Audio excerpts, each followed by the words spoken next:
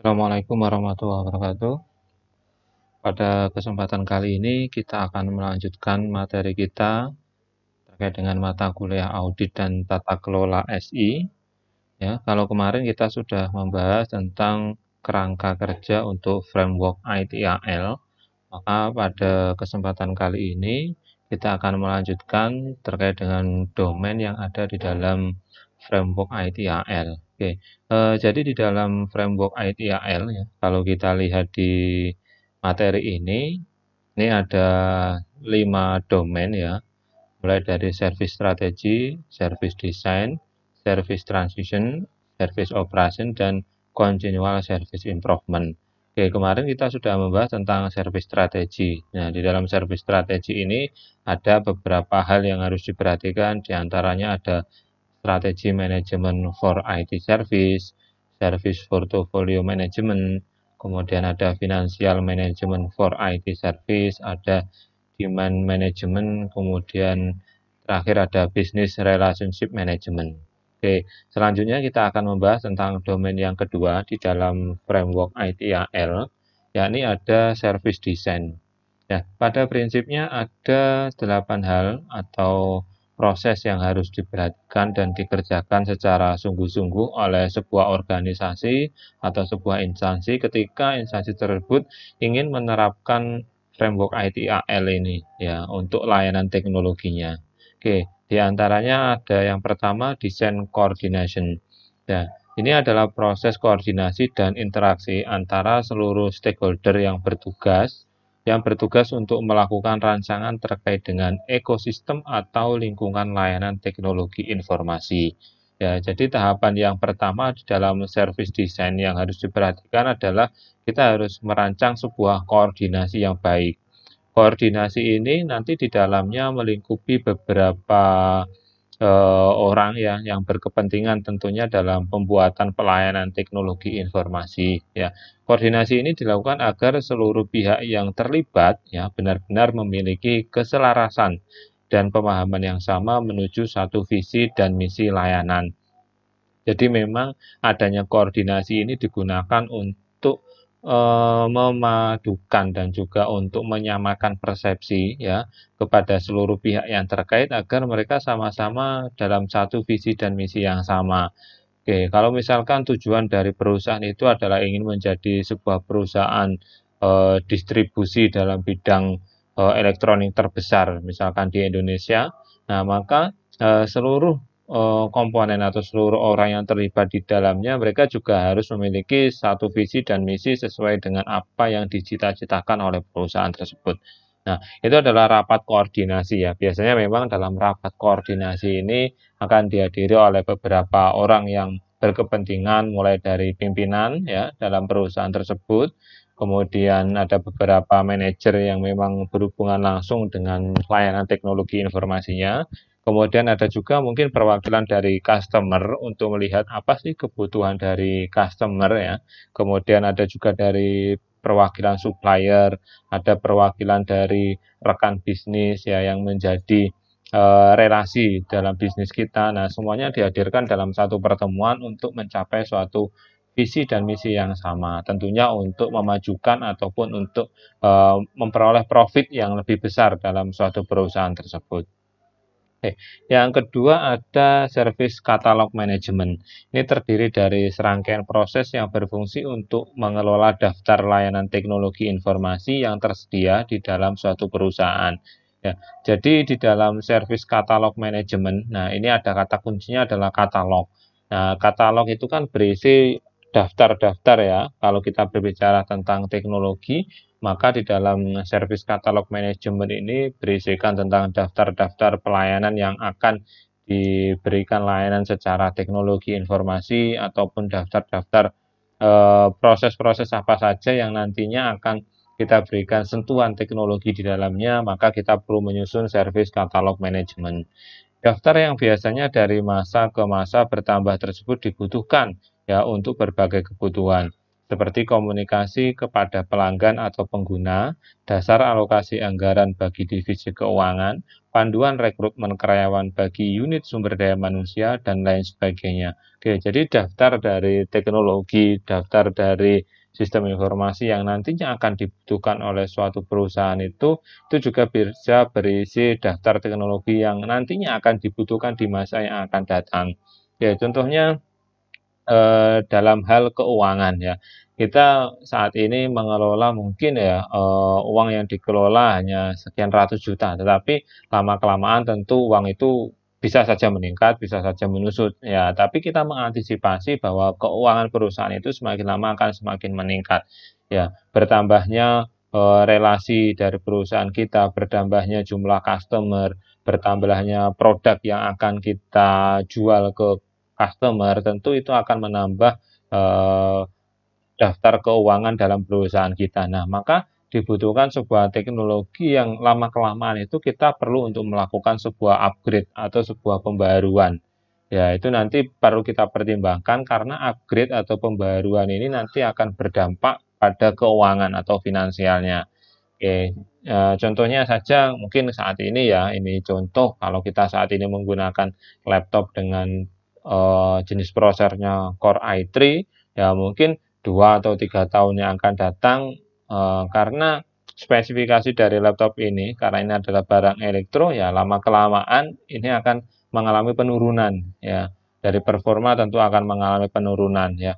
Semakin lama data yang dikelola semakin banyak, sedangkan performanya semakin menurun. Otomatis kita perlu untuk melakukan upgrade. Nah, upgrade ini bisa dipersiapkan ya dari jauh-jauh hari. Jadi, misalkan untuk pembelian laptop itu 3 tahun sekali, laptop dari sebuah instansi atau perusahaan itu diganti, diperbarui.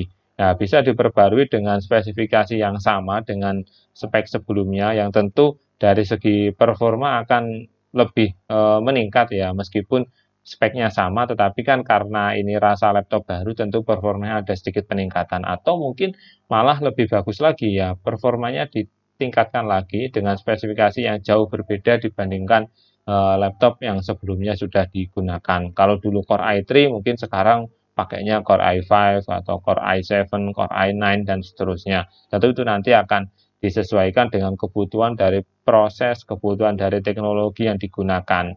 Ya, tentu kemajuan dalam bidang software maupun hardware ini akan meningkatkan pelayanan dari sebuah perusahaan. Ya, semakin lancar pelayanan, tentu customer juga akan semakin dipuaskan.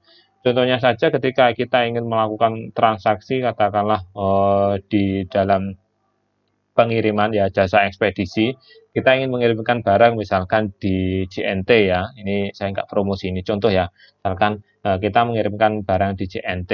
Nah, di situ kita kan pasti memberikan barang dengan identitas alamat ya, alamat tujuan dan juga identitas kita sebagai pengirim. Nah, ini tentu pelayanan yang diberikan kalau misalkan si customer service atau si kasirnya ya melakukan pendataan itu lama banget. Nah, tentu kita akan menjadi apa ya istilahnya, ini kok pelayanannya kok lama ya. Ini kan menjadi poin tersendiri bagi kita bahwa pelayanan yang lama itu nanti lama-kelamaan bisa membuat customer itu pindah ya, pindah ke jenis ekspedisi lainnya ya. Nah, meskipun beberapa pelayanan itu tidak dipertimbangkan karena beberapa orang itu mempertimbangkan dari segi biaya. Oke, kadang bilangnya begini, nggak apa-apa layanannya agak lemot asalkan biaya untuk pengirimannya lebih murah. Ya, kadang ada juga orang yang seperti itu. Ya, kadang ada juga orang yang mempertimbangkan dari segi kualitas pelayanan ya, bukan dari segi keuangan yang nantinya mungkin untuk pembayarannya. Yang selanjutnya ada service level management. Ini merupakan proses mendefinisikan, menyampaikan, memastikan, dan mengevaluasi target kualitas masing-masing layanan teknologi informasi yang ada. Nah, jadi dalam service level management, nah dalam sebuah perusahaan, nah ketika kita ingin membangun sebuah sistem informasi atau teknologi informasi, ada level manajemen yang harus kita kelola. Nah, contohnya saja, contoh yang paling mudah ya, ada sistem informasi Siakat atau sistem informasi akademik dalam sebuah universitas. Nah, Siakat itu memiliki level manajemen yang berbeda-beda di setiap usernya. Ya, hak akses untuk masuk ke dalam Siakat itu berbeda-beda, tergantung dari level usernya. Ketika di situ kita sudah mendefinisikan yang nantinya akan menggunakan Siakat itu mulai dari mahasiswa, kemudian staf, kemudian dosen, kemudian ada kepala biro, kemudian ada kaprodi, ada dekan, ada rektor, wakil rektor, dan lain sebagainya. Tentu mereka ketika ingin masuk ke dalam Siakat dengan hak akses yang berbeda-beda sesuai dengan level mereka. Nah, contohnya mahasiswa dengan dosen, tentu level untuk hak akses masuk ke dalam Siakat itu berbeda-beda. Nah, kita harus bisa mendefinisikan ketika kita ingin membuat sebuah sentuhan teknologi dalam suatu perusahaan, sentuhan sistem informasi, kita harus membreakdown. Ya, kita harus mendefinisikan level-level manajemennya. Ya, kalau mahasiswa berarti kalau masuk ke dalam Siakat hanya bisa melakukan input KRS, hanya bisa melihat jadwal, hanya bisa melihat untuk KHS-nya. Ya. Sedangkan kalau dosen bisa mulai dari menginputkan nilai, ya, kemudian melihat jadwal, melihat perkembangan belajar dari anak didiknya dan seterusnya. Nah, kalau semakin top manajemen ya, level manajemennya semakin ke atas, tentu yang ditampilkan itu hanya sebatas laporan saja. Nah, Pak Rektor itu melihat ke dalam Siakat itu tidak lagi Pak Rektor harus menginputkan nilai, Pak Rektor harus menginputkan jadwal, tidak. Pak Rektor hanya melihat laporan ya, laporan dalam setiap semester, misalkan dari FTI, ya tahun ini yang aktif berapa, yang tidak aktif berapa mahasiswanya. Kemudian dari hasil proses penilaian, nah siapa yang mungkin tahun ini nilainya di bawah B, nilainya di bawah C, dan seterusnya. Jadi semakin ke atas itu level manajemen akan semakin mengerucut, tapi tanggung jawabnya akan semakin besar. Ya, antara rektor dengan dekan tentu tanggung jawabnya lebih besar rektor, tetapi secara informasi tentu semakin ke atas akan semakin mengerucut. Kalau dari bawah informasi itu banyak sekali, tapi semakin ke atas informasi itu akan semakin diolah dan semakin mengerucut. Sehingga top manajemen ini nanti berfungsi untuk proses pengambilan keputusan. Ya, jadi informasi yang sudah dikerucutkan itu nanti akan menjadi bahan pertimbangan bagi top manajemen untuk mengambil keputusan. Ya, jadi Pak Rektor itu tidak lagi melihat data-data yang ada di bawah, mereka hanya tinggal melihat hasil keputusan, hasil pengolahan informasinya itu seperti apa. Nah, itu nanti akan menjadi dasar dalam pengambilan keputusan. Yang selanjutnya ada availability management. Ini adalah proses pengelolaan internal untuk memastikan adanya ketersediaan layanan teknologi informasi pada saat diperlukan oleh stakeholder. Jadi available, tersedia ya. Jadi semakin tersedia layanan untuk teknologi informasi tentu akan semakin baik. Oke, contohnya ketika kita mengakses Siakat ya, mungkin dulu Siakat masih diakses secara offline ya, secara lokal dalam IP address yang ada di dalam Unhas. Tetapi saat ini Siakat sudah bisa diakses dimanapun ya selama 24 jam. Nah, jadi available ya, tersedia. Nah, samanya dengan sistem-sistem lainnya. Contohnya misalkan saya punya aplikasi mobile banking. Nah, mobile banking ini apakah hanya bisa diakses di sekitar kantor banknya, ataukah bisa diakses dari manapun? Nah, apakah hanya bisa diakses selama jam kerja ataukah selama 24 jam? Nah, available ya. Available ini tentu akan meningkatkan pelayanan. Jadi kapanpun dan dimanapun ternyata kita bisa melakukan transaksi melalui aplikasi mobile. Nah, tidak harus menunggu jam kerja ya, meskipun jam 12 malam, jam 1 dini hari, jam 2 dini hari, kita tetap bisa melakukan proses transaksi. Nah, available ya. Semakin tersedia layanan, semakin bagus pelayanannya. Nah, tetapi itu akan berdampak pada biaya. Ya, kita memberikan layanan 24 jam tentu itu akan membebani dari segi biayanya. Ya, kalau kita memberikan aksesnya mungkin hanya 12 jam, tentu biaya yang dikeluarkan tidak sebanyak ketika kita memberikan akses selama 24 jam. Ya, tapi itu bisa kita kaji apakah biaya yang kita keluarkan itu sebanding dengan apa yang kita dapatkan. Ya, contohnya ketika kita mengkajinya, kita mencoba sebuah sistem. Nah, di admin itu tentu ada rekam jejak ya, rekam jejak kapan orang itu mengakses sebuah sistem. Ya, itu ada di admin ya. Ini kalau sistemnya memang sudah bagus ya, sehingga Siapapun yang masuk ke dalam sistem itu terekam. Ya, dia akses jam berapa, tanggal berapa, itu semuanya terekam. Jadi kita bisa mengevaluasi, kita bisa menguji coba selama 1 bulan sistem itu kita buat selama 24 jam. Nah, kira-kira selama 1 bulan ini ada nggak orang-orang yang akses mungkin di atas jam 9 malam, di atas jam 10 malam, di atas jam 12 malam, banyak nggak kira-kira? Nah, dan transaksi apa yang mungkin mereka lakukan di situ? Nah, kalau ternyata dari hasil evaluasi itu ternyata 50% dari jumlah nasabah atau mungkin 30% lah, 30% dari jumlah nasabah itu banyak yang melakukan transaksi di atas jam 9 malam, maka kita bisa memberikan layanan secara 24 jam, oke, nggak masalah. Tetapi ternyata ketika setelah kita evaluasi, tidak ada 10% dari total nasabah kita itu mengakses sistem ini di atas jam 9 malam. Tentu ini akan sia-sia ya. Nah, mungkin karena sedikit yang mengakses, mungkin kita bisa mengambil kebijakan untuk sistemnya mungkin tidak dibuat 24 jam, mungkin dibuat 20 jam atau 15 jam. Nah, sehingga untuk sisanya mungkin bisa kita matikan. Sehingga ketika ada orang yang mengakses tidak akan bisa, harus menunggu pagi harinya atau kapan sistem itu diaktifkan kembali. Nah, itu tentu dari hasil evaluasi. Kita nggak bisa langsung mengambil keputusan A, B, C, D. Tentu harus melalui proses uji coba dan juga evaluasi. Ya. Yang selanjutnya ada capacity management. Ini berfungsi untuk memastikan bahwa rancangan layanan teknologi informasi yang dibangun telah memperhatikan kemungkinan perkembangan di kemudian hari. Jadi ada capacity yang harus dipertanggungjawabkan ya. Kita saat ini menggunakan sebuah sistem informasi seperti ini misalkan. Nah, ada sistem informasi perpustakaan. Nah, di situ ada mulai dari data member, data petugas, data buku, peminjaman, pengembalian, denda, dan lain seterusnya. Nah, tentu lama-kelamaan ini database itu akan terbebani.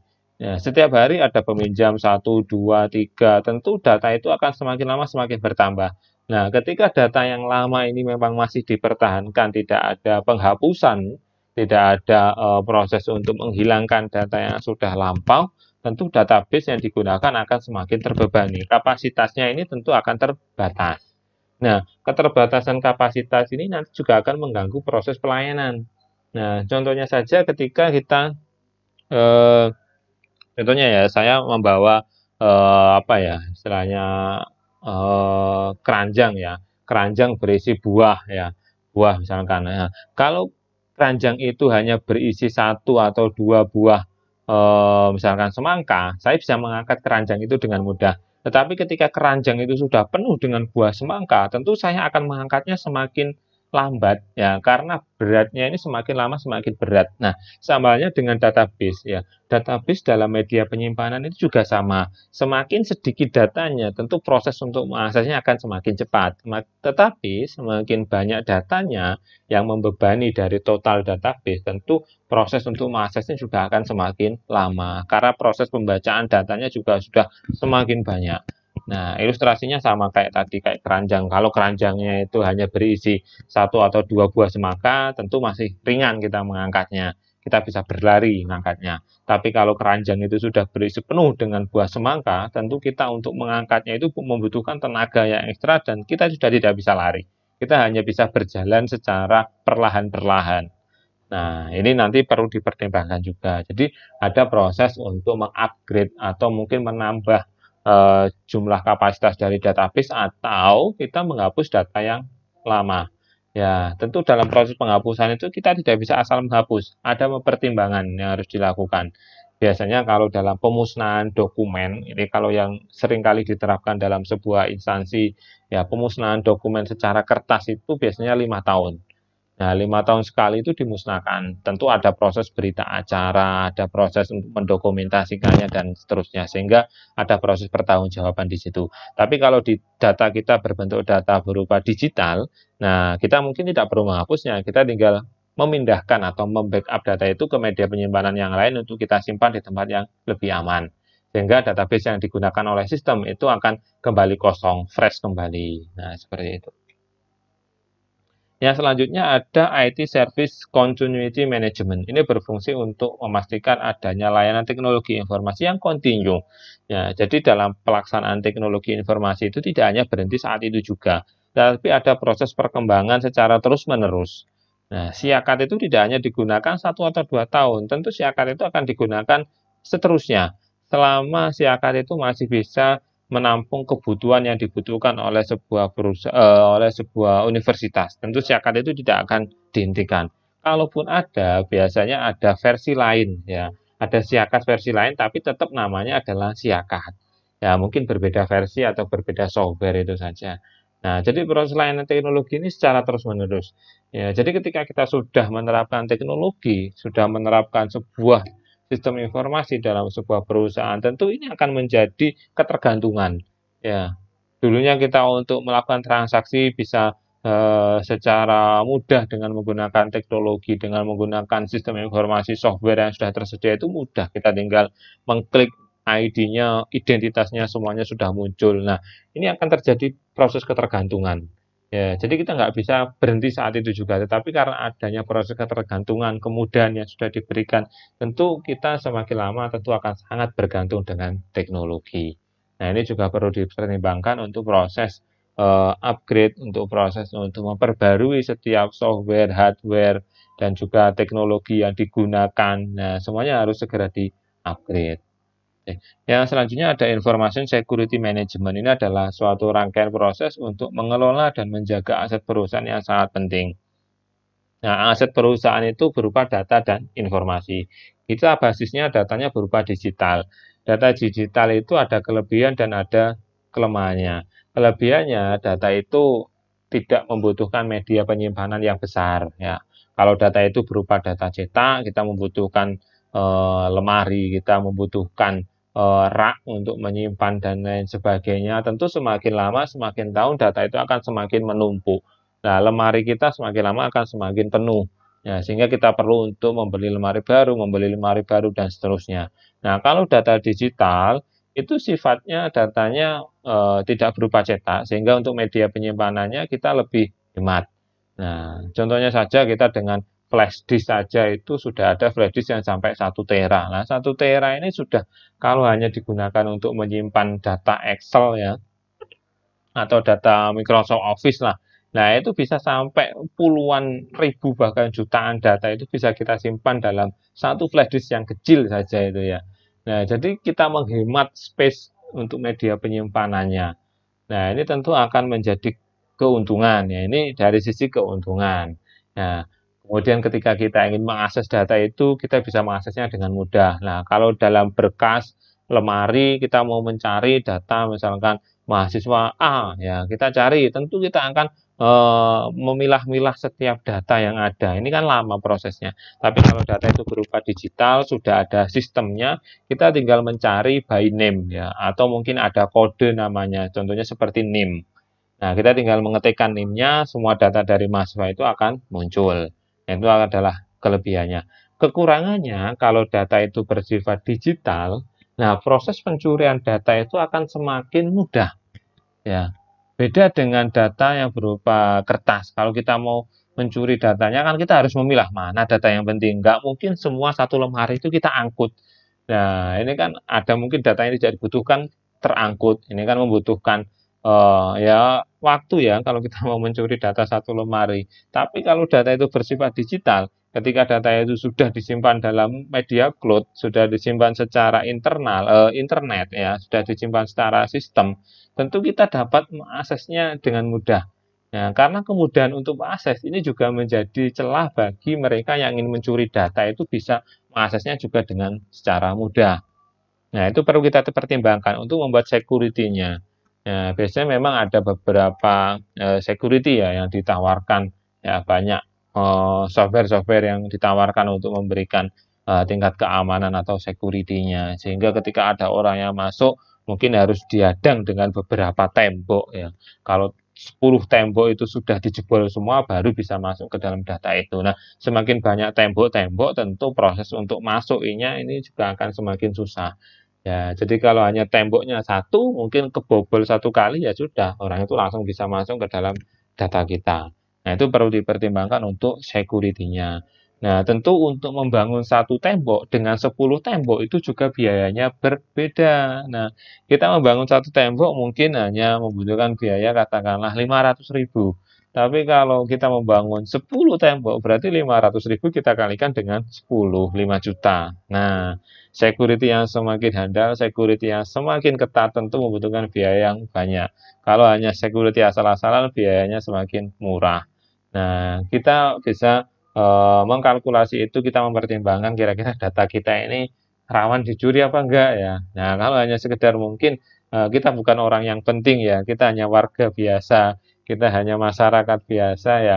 Mungkin siapa sih yang mau nyuri data kita? Nah, itu ya. Jadi nggak perlu mungkin security-nya terlalu berlapis-lapis. Tapi kalau data itu misalkan dari data kampus, data apalagi kalau data bank, nah itu kan ada data nasabah, ada data utang piutang dan lain sebagainya di bank itu kan. Nah, itu kalau security-nya mungkin hanya satu lapis, kebobol satu kali, ambiar semua ya data keuangan ya. Uang-uang nasabah itu bisa dicuri. Ya. Sekarang perkembangan teknologi ini dari sisi positif dan negatifnya itu berkembangnya juga sama ya. Positifnya juga sama cepatnya, negatifnya juga sama cepatnya. Jadi kalau dibilang itu ibarat pisau bermata dua. Ya, satu sisinya tumpul, satu sisinya lancip. Ya, jadi ada memang sisi positif dan sisi negatifnya. Ya, kalau kita mungkin belajar di Unhas dilandasi dengan pendidikan-pendidikan keagamaan, dilandasi dengan pendidikan tentang tanggung jawab, kejujuran dan lain sebagainya. Ya, mudah-mudahan kita tidak akan masuk ke dalam orang-orang yang berbuat secara negatif itu ya. Oke. Yang selanjutnya, yang terakhir untuk bagian service design, ini ada supplier management. Nah, ini dipandang sangatlah penting ya bagi perusahaan mengingat begitu banyaknya mitra pemasok data, proses dan teknologi hardware maupun software yang membangun keseluruhan sistem teknologi informasi perusahaan. Terhadapnya perlu dilakukan pendekatan manajemen tersendiri agar terjadi interaksi maksimal dan integrasi optimal antara mitra pemasok dan perusahaan yang memberikan layanan kepada pelanggan. Jadi supplier ya, supplier management. Hubungan kita dengan supplier itu juga harus dijaga. Ya, dalam sebuah teknologi informasi ada sistem-sistem itu yang menangani tentang supplier. Ya, ada namanya SCM ya, supply chain management. Nah, ada namanya CRM, Customer Relationship Management. Nah, aplikasi-aplikasi itu bisa digunakan untuk mengelola data supplier, mengelola data customer, untuk meningkatkan hubungan kita dengan pihak eksternal.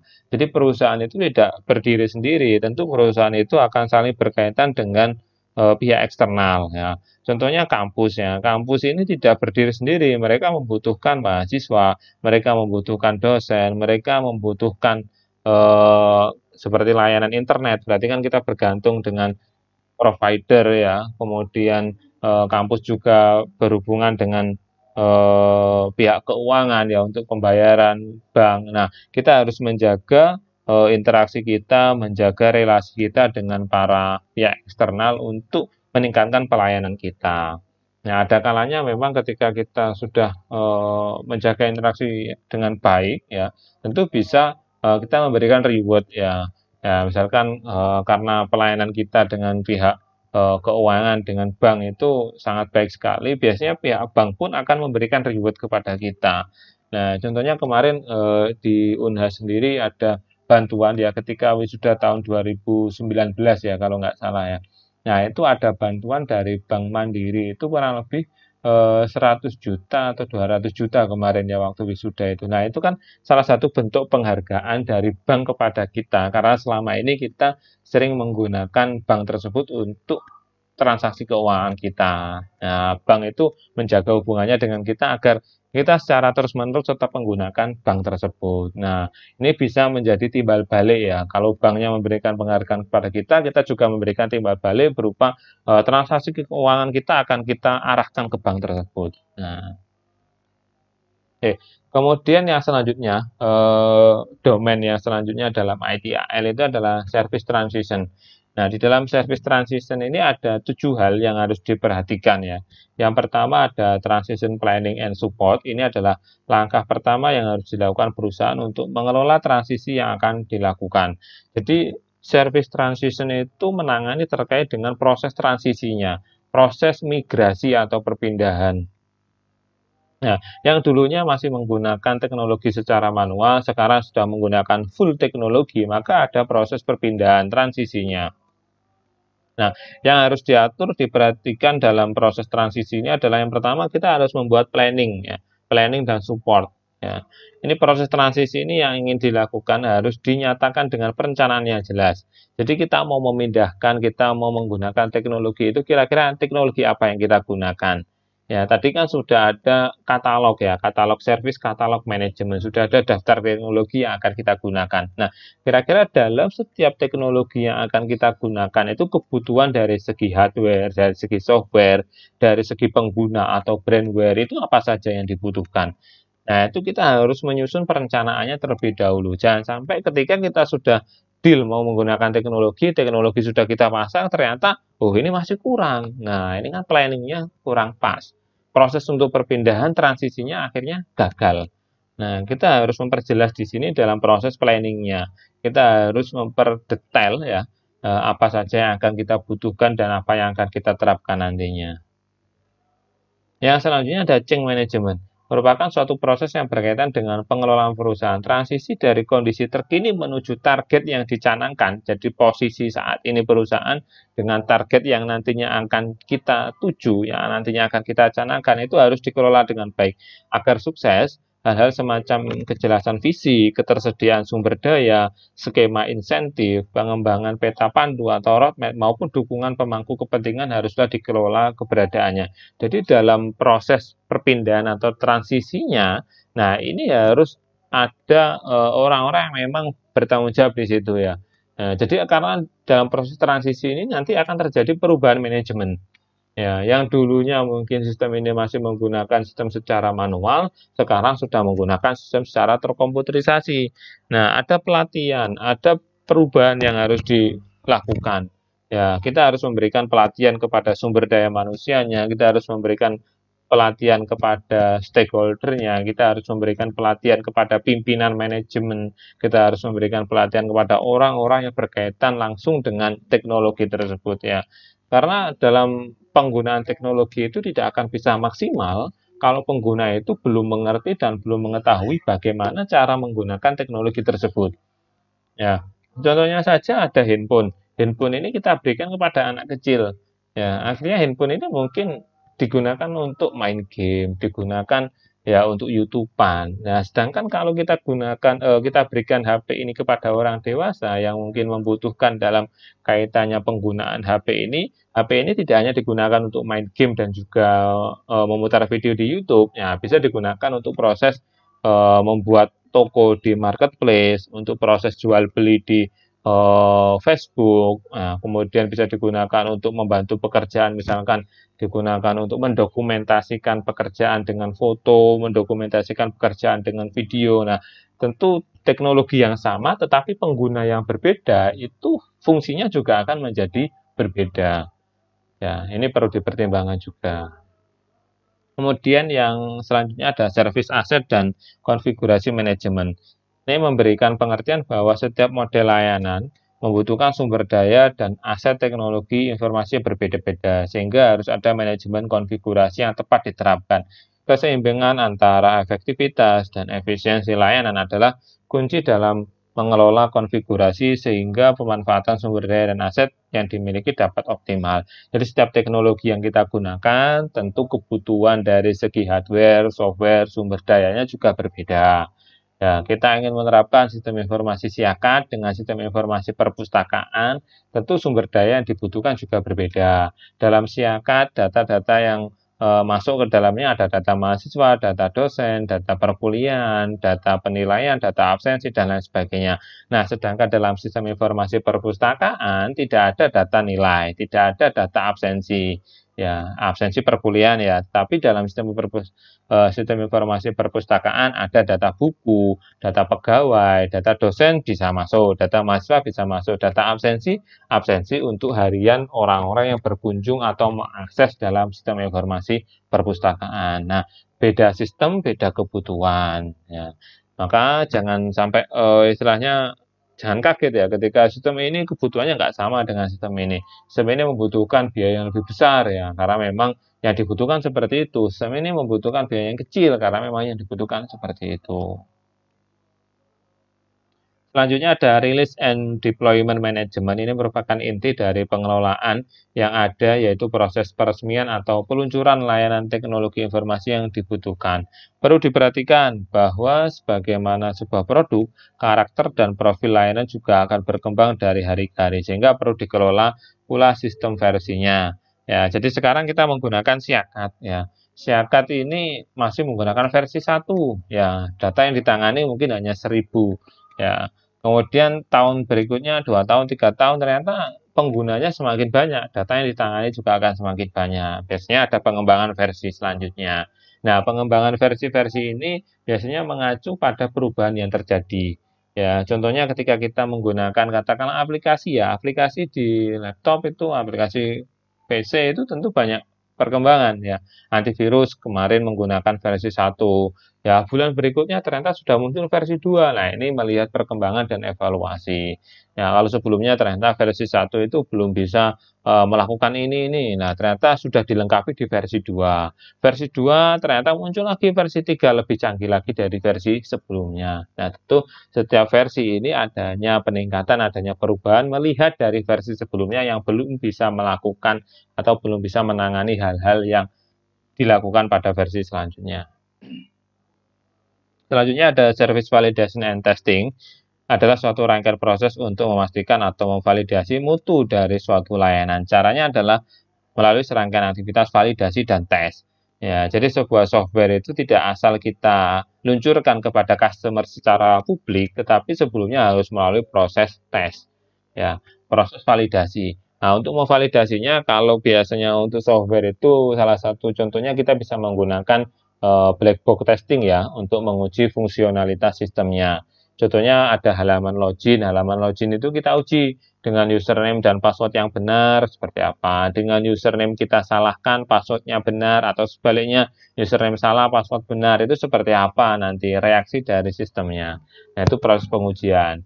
Ya, kita uji sistem ini dengan menggunakan data sekian banyak, kira-kira ngeblank apa enggak. Nah, itu proses pengujian. Jangan sampai sistem ini sudah kita distribusikan kepada customer secara publik, ternyata baru seminggu digunakan sistemnya sudah ngeblank, sistemnya sudah banyak mengalami error. Ya. Kemudian ada change evaluation. Jadi setelah adanya proses pengujian, tentu ada evaluasi.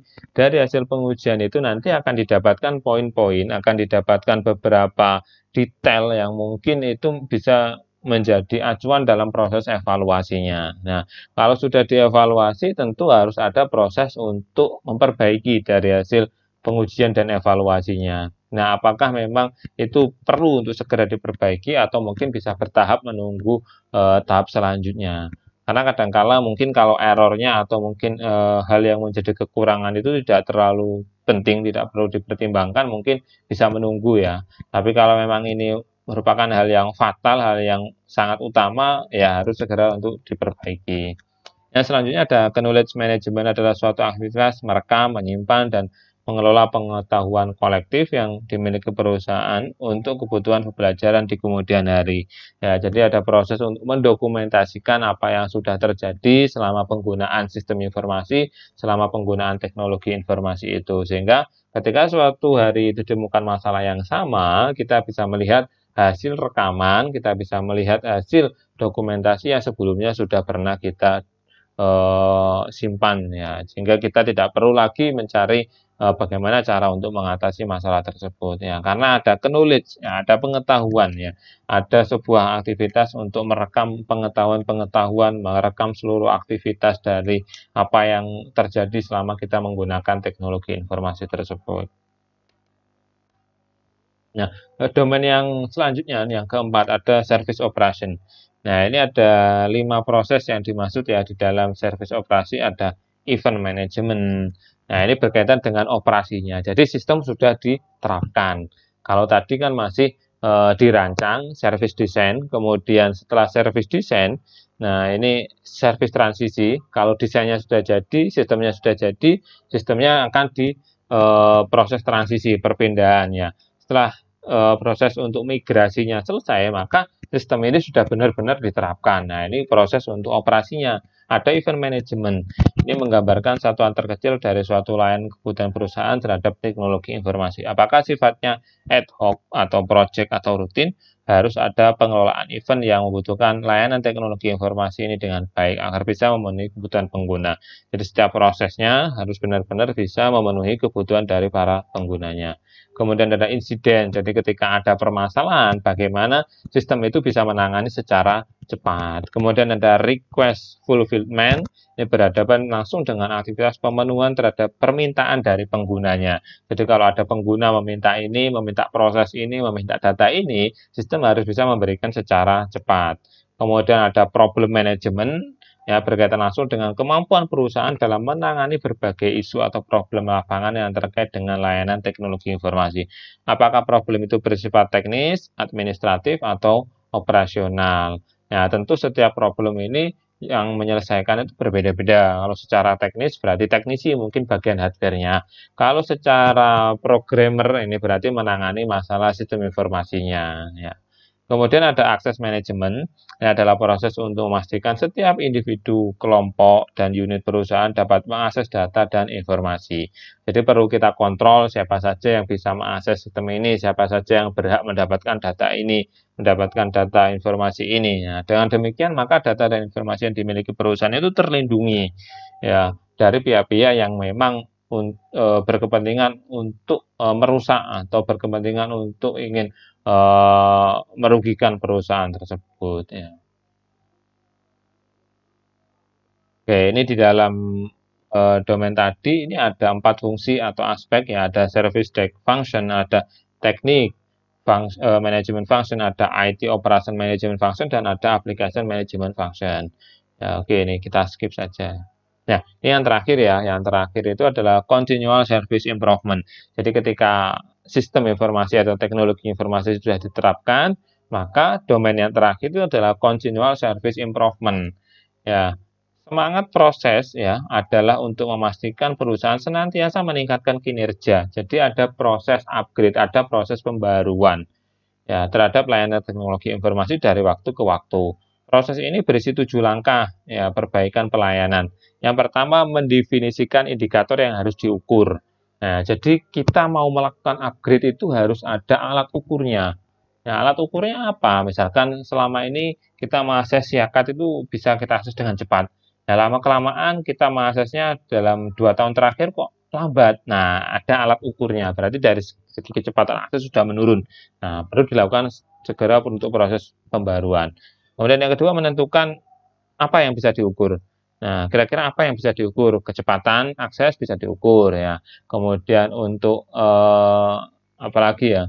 Nah, terkait dengan permintaan data, ya datanya kalau diminta misalkan ketika saya mencetak absensi, maka yang tampil absensi. Nah, ini bisa diukur. Tapi kalau misalkan dalam Siakat loh, ini nilainya si A kok, misalkan nilainya Eko ini kok A, ini kok B, ini kok C ya. Nah, itu nggak bisa diukur karena itu adalah bukan kewenangan dari sistem, tapi itu kewenangan dari dosen yang memberikan nilai. Ya.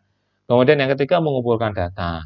Jadi apa saja yang tadinya ada permasalahan kita kumpulkan datanya, dan karena dari segi aksesnya, dari segi proses datanya, dari segi untuk validasi nilai dan seterusnya. Nah itu ada permasalahan kita kumpulkan. Kemudian kita proses. Kalau sudah kita kumpulkan, nah kita proses data itu untuk menjadi bahan pertimbangan untuk kita analisa ya. Di tahap kelima ada analisa data. Setelah kita analisa, kita sajikan data itu dalam bentuk informasi. Nah, berarti kita sudah bisa menyusun ternyata sistem informasi akademik itu hanya bisa digunakan selama 18 jam, tidak 24 jam, misalkan seperti itu.